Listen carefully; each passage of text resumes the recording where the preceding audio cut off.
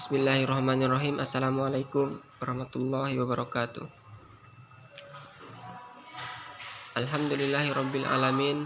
Shalatu wassalamu ala asrofil anbiya'i wal mursalin wa ala alihi wa ashabihi wa man tabi'ahum bi ihsanin ila yaumiddin, amma ba'du. Pertama-tama, marilah kita panjatkan puja beserta puji syukur kita kehadirat Allah Subhanahu wa taala yang telah memberikan kepada kita nikmat kesempatan dan kesehatan, sehingga pada kesempatan kali ini kita bisa sama-sama melaksanakan rutinitas kita sebagai mahasiswa. Kedua kalinya salawat beserta salam atas junjungan alam Nabi besar Muhammad Sallallahu Alaihi Wasallam yang telah membawa agama Islam ini, memperjuangkan agama Islam ini dari zaman kebodohan menuju zaman kepintaran seperti yang kita rasakan pada saat ini. Baik, pada kesempatan kali ini saya akan mempresentasikan tentang penilaian sikap.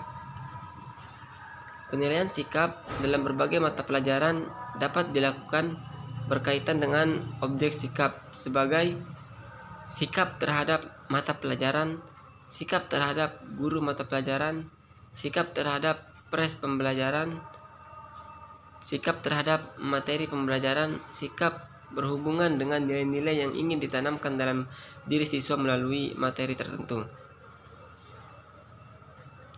Yang pertama, penilaian sikap. Pengertian sikap. Sikap adalah suatu kecenderungan tingkah laku untuk berbuat sesuatu dengan cara, metode, teknik, dan pola terhadap dunia di sekitarnya, baik berupa orang-orangnya maupun berupa objek-objek tertentu. Sikap mengacu pada perbuatan dan perilaku seseorang, tetapi bukan semua perbuatan identik dengan sikap. Sikap adalah kecenderungan bertindak, berekspresi, berpikir, dan merasa menghadapi objek, ide, situasi, atau nilai. Sikap bukan perilaku, tapi merupakan kecenderungan bertindak, berekspresi, berpikir. Maka sikap mempunyai daya pendorong. Sikap bukan hanya rekaman masa lalu, tetapi juga pilihan seseorang untuk menghindari yang tidak suka serta yang dia sukai. Penilaian sikap menentukan keberhasilan belajar seseorang. Adapun beberapa sikap yaitu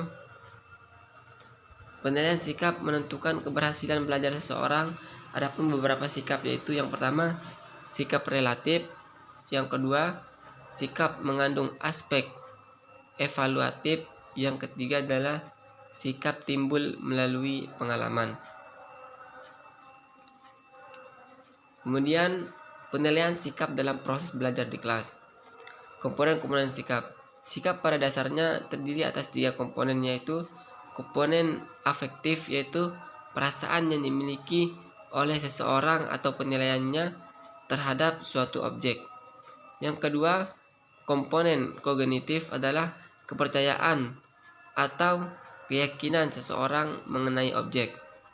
Yang ketiga adalah komponen konatif, adalah kecenderungan untuk berperilaku atau berbuat dengan cara-cara tertentu berkenaan dengan kehadiran objek sikap. Yang B, tujuan penilaian sikap.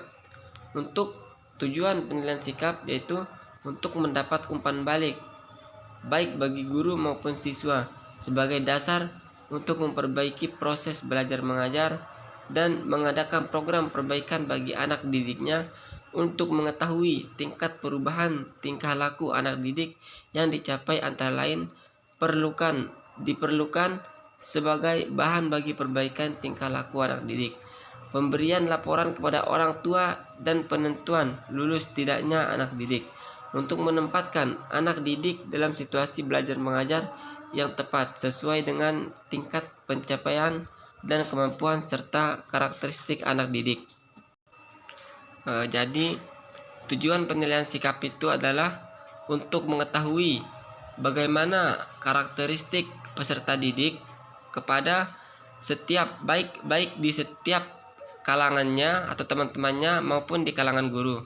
Jadi tujuan penilaian sikap ini adalah untuk agar seorang guru mampu untuk menyelesaikan apabila ada peserta didiknya yang memiliki sifat yang kurang baik dalam berinteraksi kepada teman-temannya. Jadi sifat seorang siswa atau sifat peserta didik akan diperbaiki oleh gurunya ketika seorang guru sudah mengetahui bagaimana sifat dasar yang peserta didik miliki. Kemudian yang C, pengukuran sikap. Pengukuran sikap dapat dilakukan dengan beberapa cara-cara tersebut. Antara lain, yang pertama observasi perilaku, yang kedua adalah pertanyaan langsung, yang ketiga adalah laporan pribadi, dan yang terakhir adalah skala sikap. Mungkin cuman sekian. Mohon maaf apabila ada kekurangan. Akhirul kalam. Assalamualaikum warahmatullahi wabarakatuh.